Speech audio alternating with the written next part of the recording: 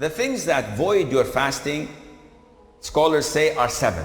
So memorize them, and then you don't have to worry about anything else, because now you know that these 7 nullifies your fasting, nullify your fasting, so anything else does not. First of all, eating and drinking.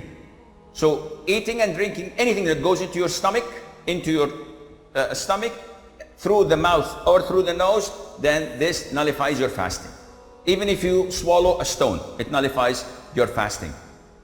Secondly, whatever takes the role of food and drink, such as the IV, if you have jellicas, for example, that you can live for 3-4 days without eating and drinking, just because of this IV is going into your veins. So this nullifies your fasting.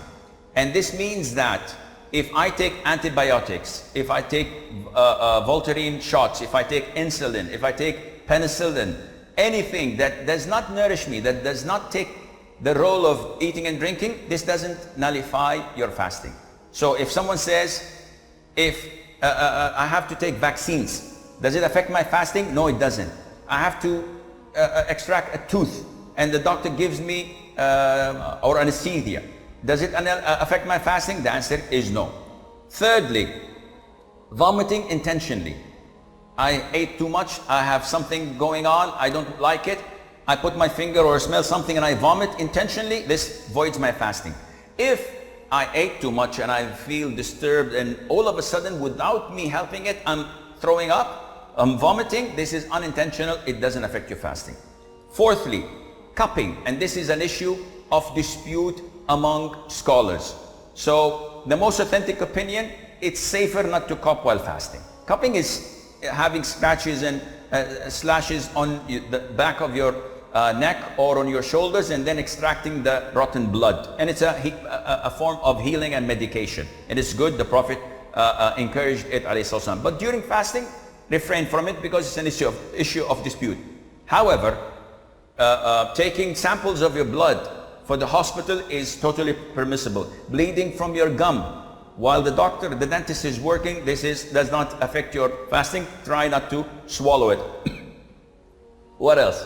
Donating blood, if it wears you down and it's a pint or two, if in this case, make it after Maghrib.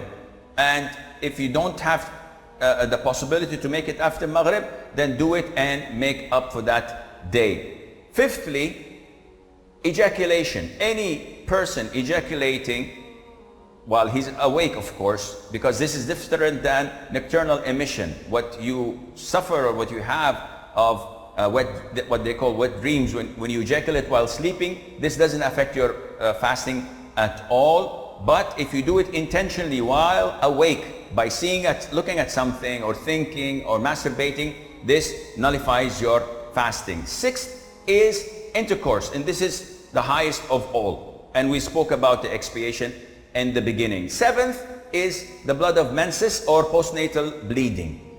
These two, if they exist, then the fast is void, even if it's seconds before the adhan of the Maghrib. Now, if you look at toothpaste and look at these 7 categories, you will find that as long as it doesn't go into your throat, you're in the clear.